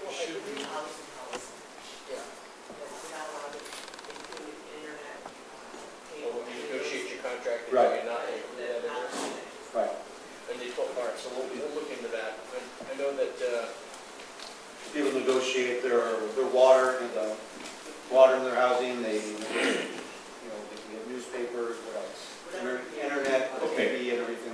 Let's take a look at that, and we'll see what you can and cannot do. And I know that we encourage all of our tenants to go off to try and get as much as you can negotiated into your monthly fee. So.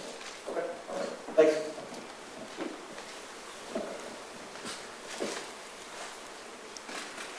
No more questions? All right.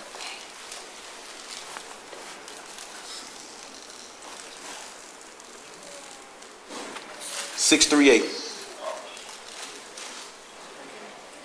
Oh, it's the cameraman. Cameraman.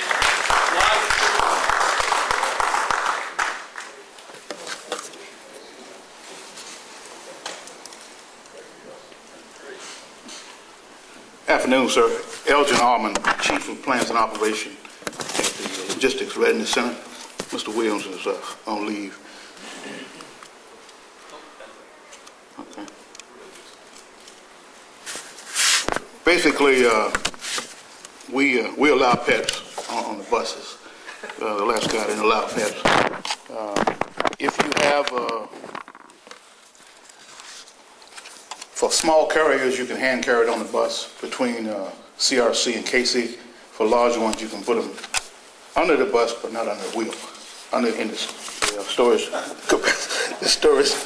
compartment. I think you needed to wake up before lunch. And the last bullet there is driver testing at CRC. That has gone over very well. On Tuesday and Wednesday, in the morning we do military license testing. and in the afternoon we do POV. And you see the number there. As I said, there's always a crowd out sitting waiting, watching TV. So if you have questions, I'll be followed by APHIS after I choose a number.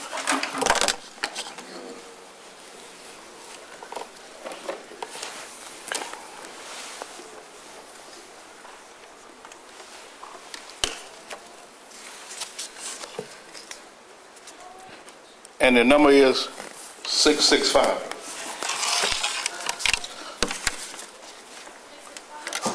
Yes, 665.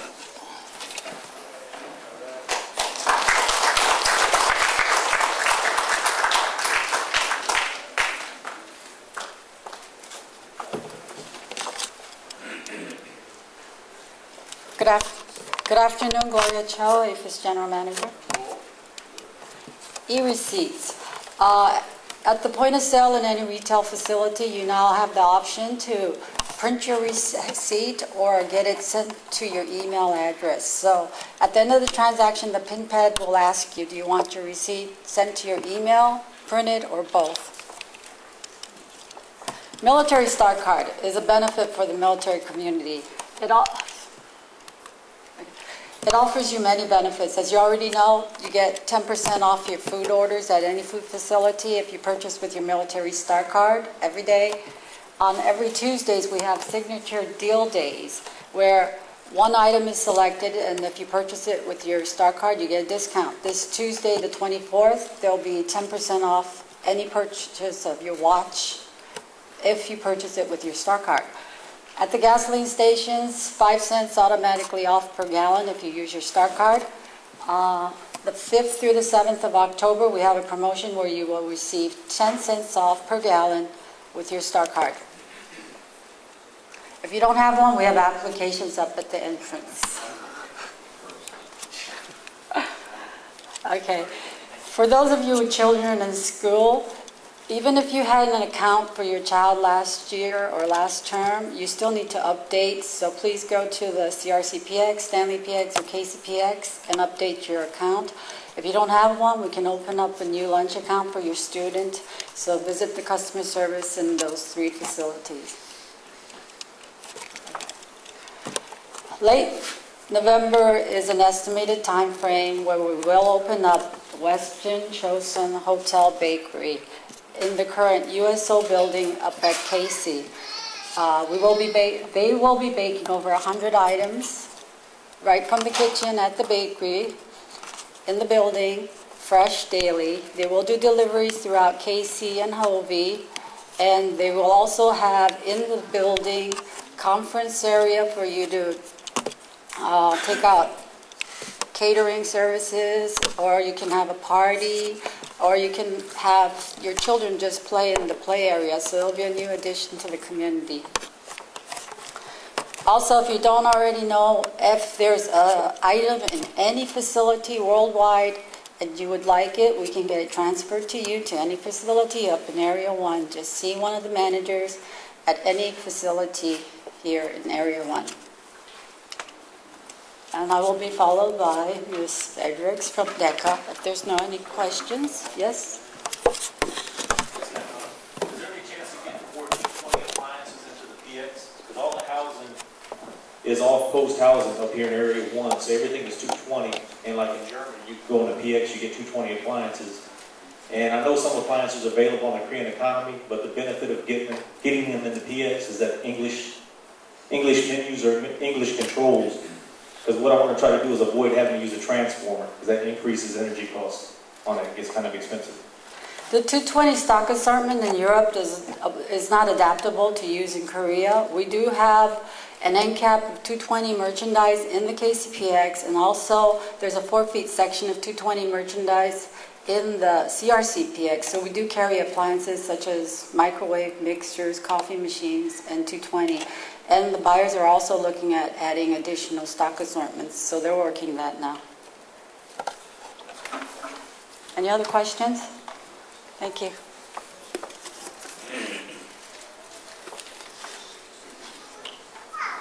$635.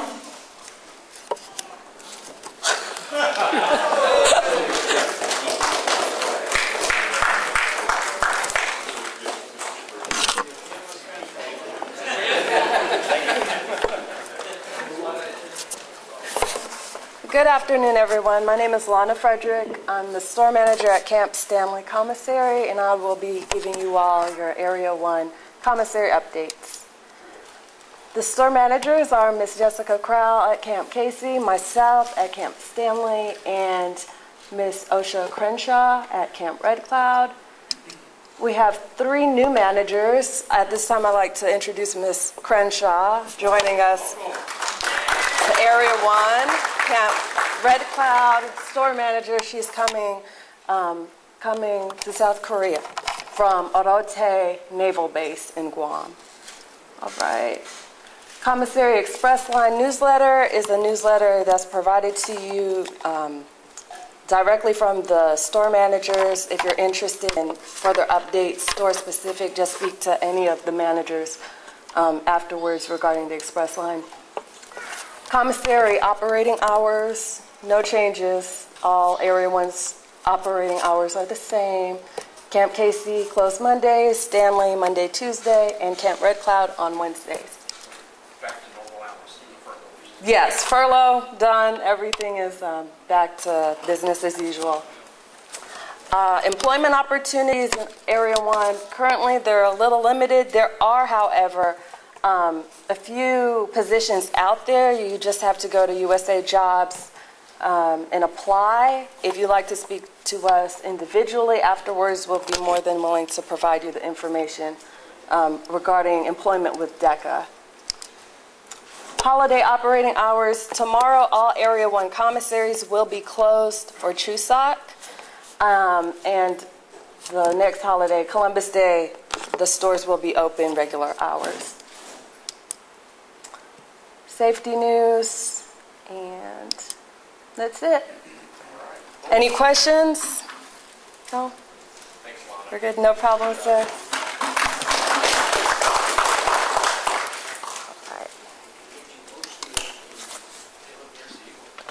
All right, if you have ticket number 611, anyone? No? Okay, I'll try again. Try the next one. Okay. 614. Going once? Twice? No. Okay, we'll try again. We'll run out of numbers. 607. That was 605. All right. Okay.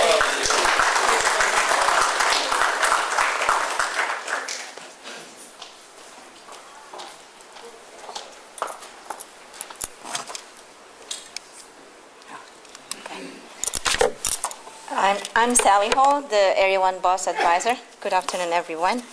And I'm here to brief about the Area 1 Boss. As we all know, the BOSS, the Better Opportunities for Single Soldiers program, is a program for and by soldiers with the guidance from the MWR civilian advisors and our senior military advisors. The Area 1 BOSS program is facilitated through 3 councils existing in Area 1. They are all located at the community activity centers, and they are led by council presidents with their own council members, and again, with the guidance of the senior military advisors who are present at their meetings. Here is the information of their contact numbers and meeting schedules.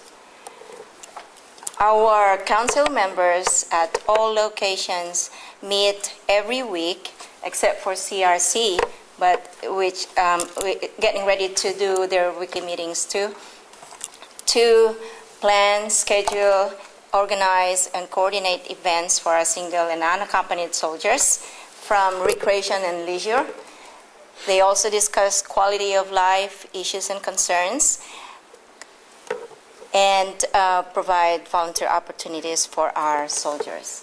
These are some of the events that they do plan on. They have a 12-month calendar. And from indoor activities, we try to get out soldiers from the barracks.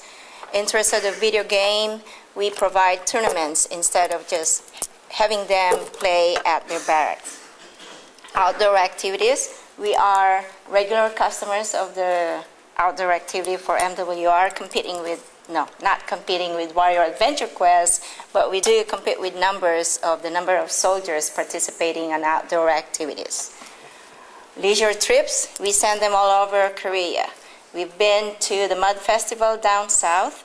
We are doing ski trips and also other activities with with other BOSS programs in different areas peninsula-wide. We have a very, very active volunteer program for our single and unaccompanied soldiers. The Stanley BOSS Council is very active in supporting, for the last 11 months, a soup kitchen outside the fences of Camp Stanley.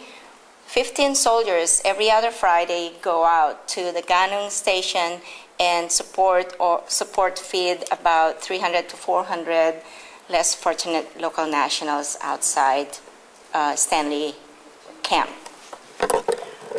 CRC and Camp Casey are very active in volunteering with other organizations, and they also have their English programs.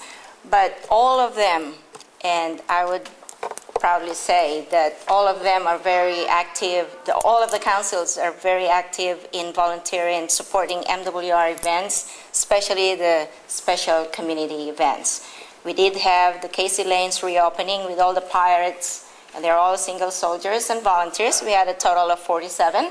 We had the Labor Day. We just celebrated Labor Day, and we have about 67 volunteers supporting at all different stations during Labor Day. I mentioned we have a 12-month calendar, and we posted 3 of those calendars, September, October, and November. I just want to highlight October because at Stanley on the 19th of October, Stanley BOSS has partnered with 23rd Chem and MWR Stanley CAC to host the first Area 1 Fall Fun Festival. And it will be at the commissary parking area, and that is also where we are hosting the finals for the Operation Rising Star. And on the 31st of October for Halloween, we made use of the underground training facility to create the first haunted zombie tunnel, hosted by Stanley BOSS, and again in partnership with all the tenants of Stanley and MWR. If there are no questions, Miss Kate is following me.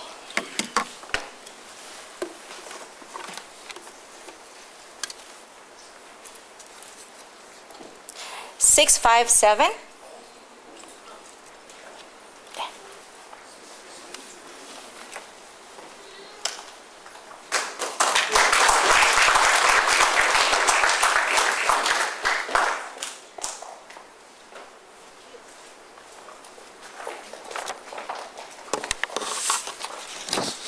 Hello everyone, I'm Kate Kerr from the USO. Okay, so we recently expanded our hours. They're a little all over the place. We're basically trying it out 8 a.m. Monday through Friday, and then on Tuesdays and Thursdays we'll be staying open till 8 p.m. And then Monday, Wednesday, Friday we close at 6. So we're slowly growing, slowly trying to expand our hours, and hopefully we can expand that throughout the week. The weekends we're open 9 to 6, and on Sunday 1:30 to 6. Just some of our regular programming. We offer Dine on a Dime, which is essentially free lunch for soldiers and families, whoever wants to stop by the USO. It's the second and fourth Wednesday of every month, and we change the menu. So last time we did chicken and dumplings. It was delicious, and we always have extras, so I encourage everyone to come out. Let's see, we also do Sweets on Wheels around Camp Casey. You may have seen our USO van around and handing out candy to the soldiers walking. They seem to They sometimes come running over to the van, very excited, and we actually have a feature with AFN that they did with us, so if you're interested, you can go ahead and look that up. We also do a monthly donut drop where we have a raffle box in our center, so if you're interested in entering, stop by, fill out your name, and every month we pick a name and we stop by someone's office with donuts and coffee. It's a big hit. And then also just remember to like us on Facebook, Camp KCUSO. That's where we provide a lot of our updates to our upcoming events. We do have a lot going on. This is just our regular programming. So please check us out and stop by our center. Thank you.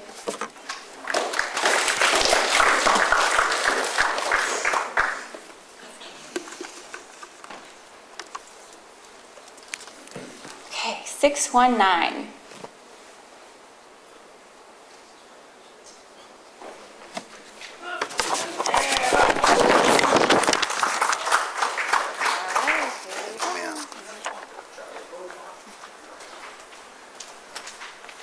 Good morning or afternoon now, everyone. I'm Bethany Hayworth. I'm the Assistant Station Manager for Red Cross here at KC.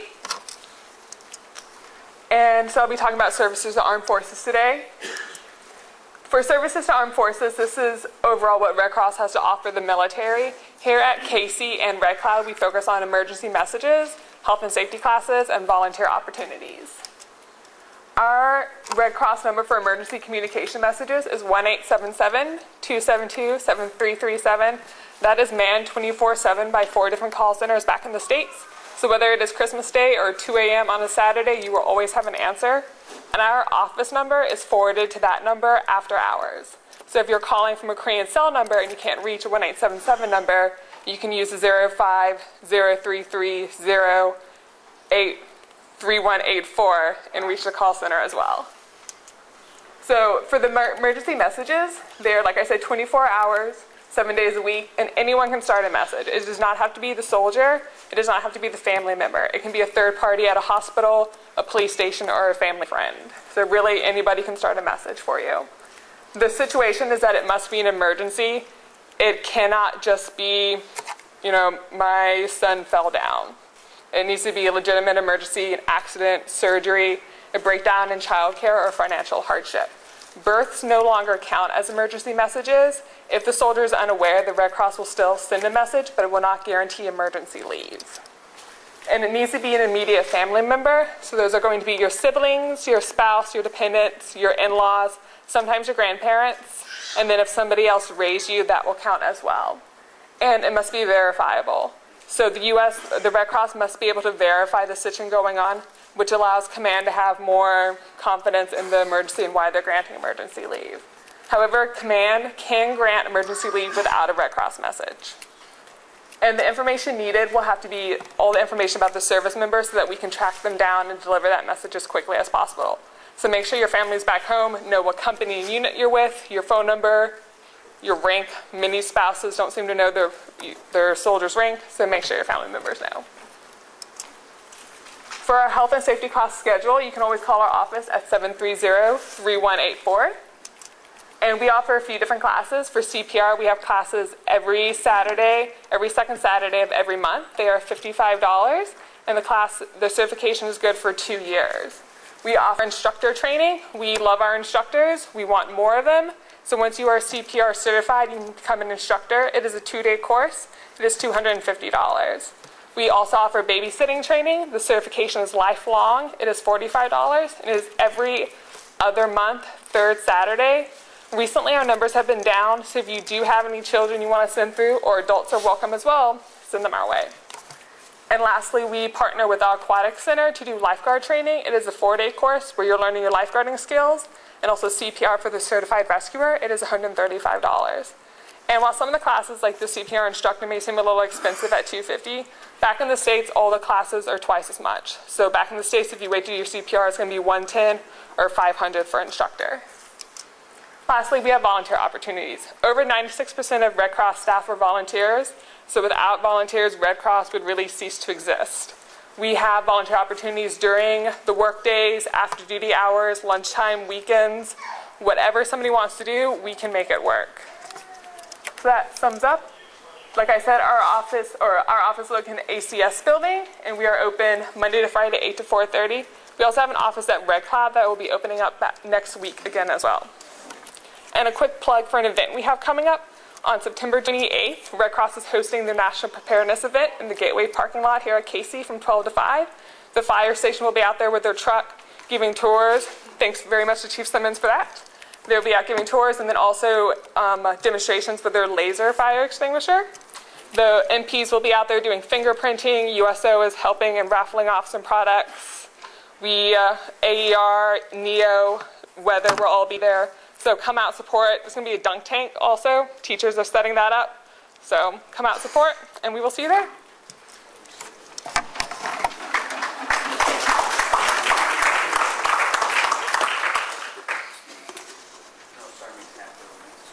And the lucky person is 625. Awesome.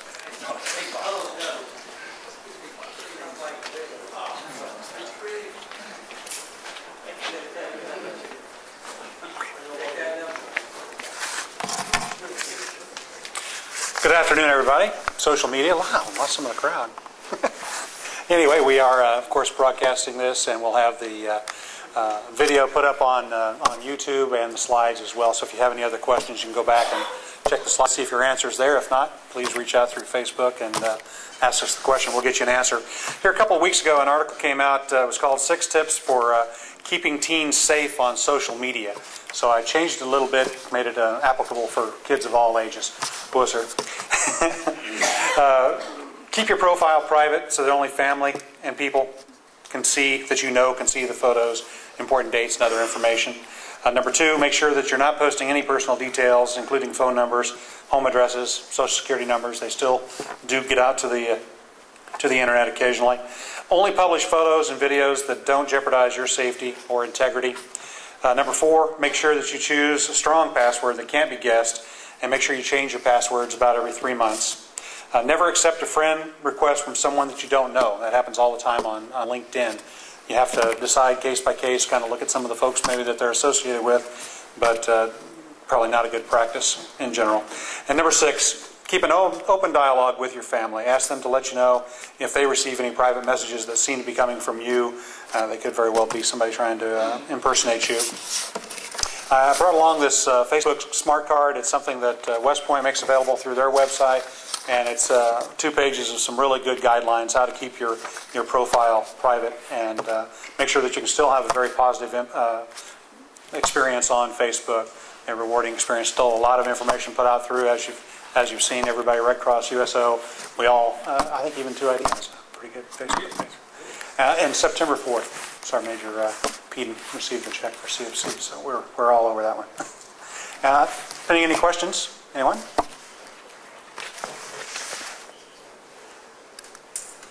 I will be followed by Mr. Ron Jacobs.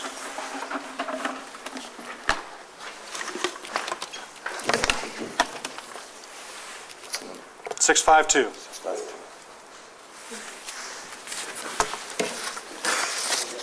652. One more? Try again.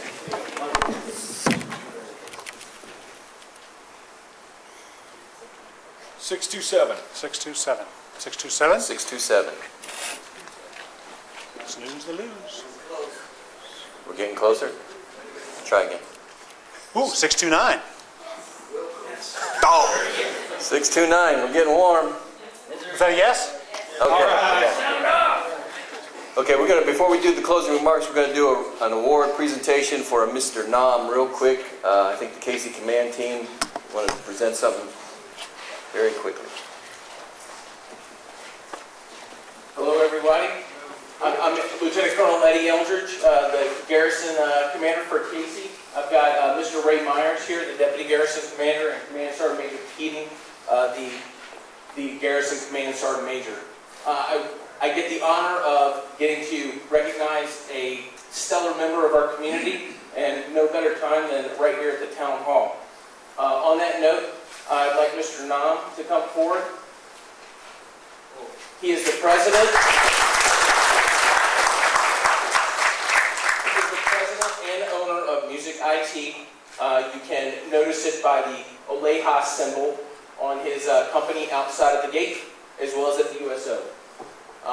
He has, over the last 10 years, built himself a good corporation across the peninsula, as well as great service for cell phones and services. As I go there, I'm an infantry guy in the past, and a Special Forces gentleman now. I will say that he gets to yes, like I like with communications, and does not know the word no. He always works towards yes. On that note, aside from all the successes that he has had as president and owner of Music IT, he has also provided a lot to our community and each and every one of us here in the Dundashan area, outside the installation as well as on the installation. On that note, he has given a large sum of money and equipment, and pretty much would give the shirt off his back for each and every one of us, and has supported steadily over, again, the last 10 years. Things that he supported are the July 4th, the Labor Day celebrations, and many other things that we mentioned today, such as Operation Rising Star. On that note, I would like to personally say thank you from Camp Casey, as well as the installation and all of the community. On that note, we have something that we'd like to give you, and I'm going to read this out loud so everyone can hear this. Certificate of Appreciation awarded to Mr. Nam is recognized for outstanding support to the United States Army Garrison Casey. Your care and generosity has enhanced MCOM quality of life programs and significantly contributed to the morale of our community. Friends like you have truly made USAG Casey a great place for soldiers, families, and civilian employees to live, work, and play. Thank you for all your hard work, dedication, and assisting the command and making Casey an Army community of excellence.